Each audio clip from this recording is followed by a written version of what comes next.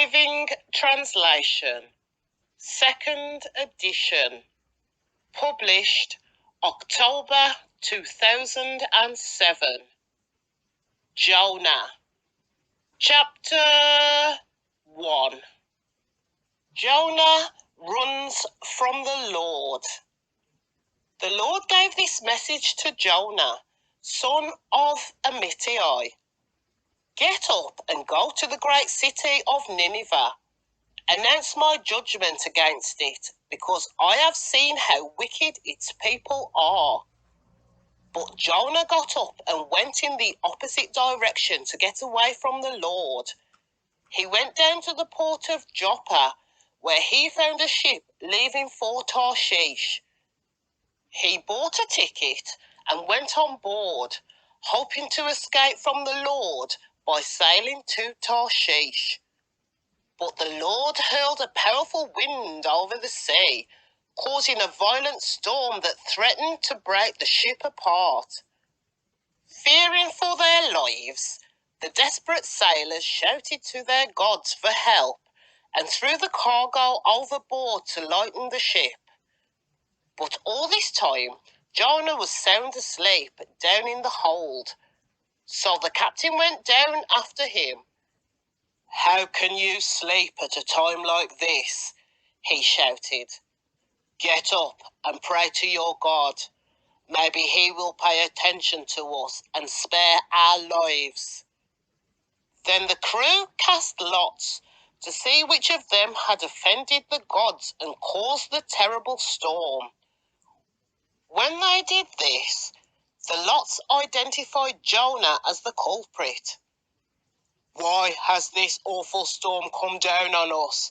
they demanded. "Who are you? What is your line of work? What country are you from? What is your nationality?" Jonah answered, "I am a Hebrew, and I worship the Lord, the God of heaven, who made the sea and the land." The sailors were terrified when they heard this, for he had already told them he was running away from the Lord. "Oh, why did you do it?" they groaned. And since the storm was getting worse all the time, they asked him, "What should we do to you to stop this storm?" "Throw me into the sea," Jonah said, "and it will become calm again. I know that this terrible storm is all my fault." Instead, the sailors rowed even harder to get the ship to the land, but the stormy sea was too violent for them, and they couldn't make it. Then they cried out to the Lord, Jonah's God. "Oh Lord," they pleaded, "don't make us die for this man's sins, and don't hold us responsible for his death. Oh Lord, you have sent this storm upon this man for your own good reasons." Then the sailors picked Jonah up and threw him into the raging sea, and the storm stopped at once. The sailors were awestruck by the Lord's power, and they offered him a sacrifice and vowed to serve him. Now the Lord had arranged for a great fish to swallow Jonah, and Jonah was inside the fish for 3 days and 3 nights. Chapter 2. Jonah's Prayer. Then Jonah prayed to the Lord his God from inside the fish. He said, "I cried out to the Lord in my great trouble, and he answered me. I called to you from the land of the dead, and Lord, you heard me. You threw me into the ocean depths, and I sank down to the heart of the sea. The mighty waters engulfed me. I was buried beneath your wild and stormy waves.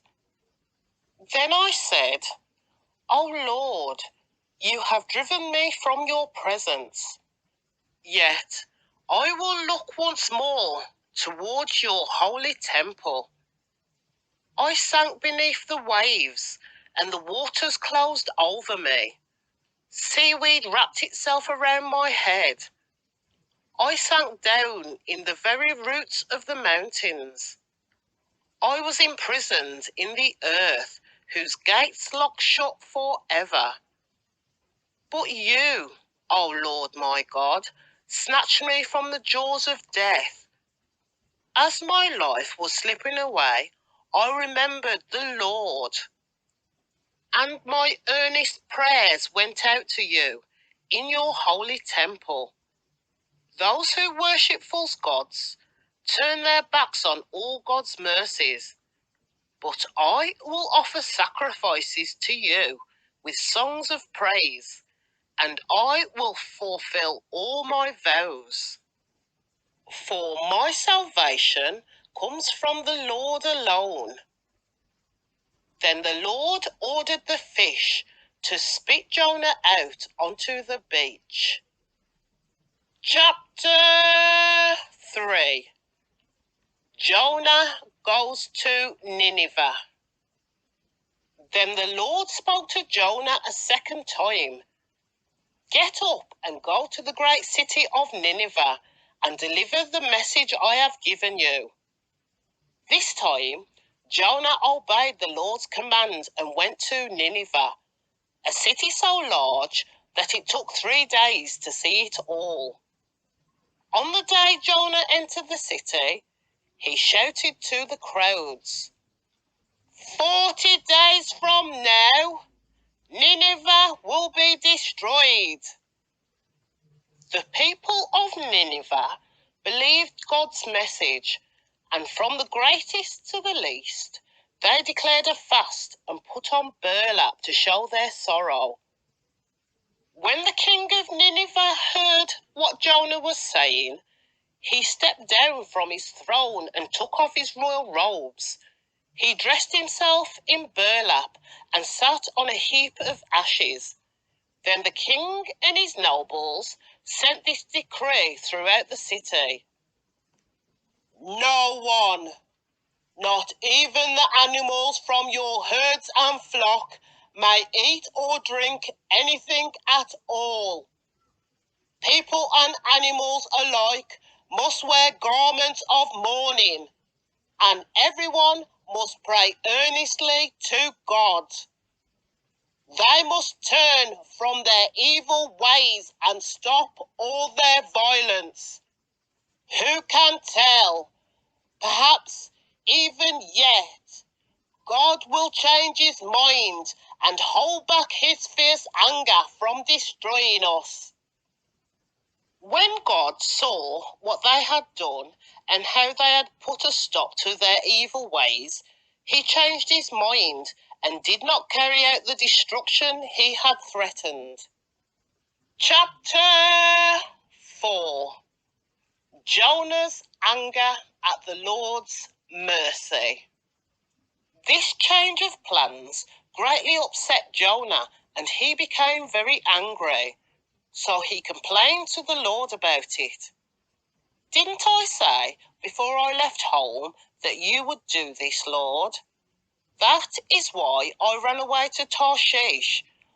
I knew that you are a merciful and compassionate God, slow to get angry and filled with unfailing love. You are eager to turn back from destroying people. Just kill me now, Lord. I'd rather be dead than alive if what I predicted will not happen. The Lord replied, Is it right for you to be angry about this? Then Jonah went out to the east side of the city and made a shelter to sit under as he waited to see what would happen to the city. And the Lord God arranged for a leafy plant to grow there, and soon it spread its broad leaves over Jonah's head, shading him from the sun. This eased his discomfort, and Jonah was very grateful for the plant. But God also arranged for a worm. The next morning, at dawn, the worm ate through the stem of the plant so that it withered away. And as the sun grew hot, God arranged for a scorching east wind to blow on Jonah. The sun beat down on his head until he grew faint and wished to die. "Death is certainly better than living like this," he exclaimed. Then God said to Jonah, "Is it right for you to be angry because the plant died?" "Yes," Jonah retorted, "even angry enough to die?" Then the Lord said, "You feel sorry about the plant, though you did nothing to put it there. It came quickly and died quickly. But Nineveh has more than 120,000 people living in spiritual darkness, not to mention all the animals. Shouldn't I feel sorry for such a great city?"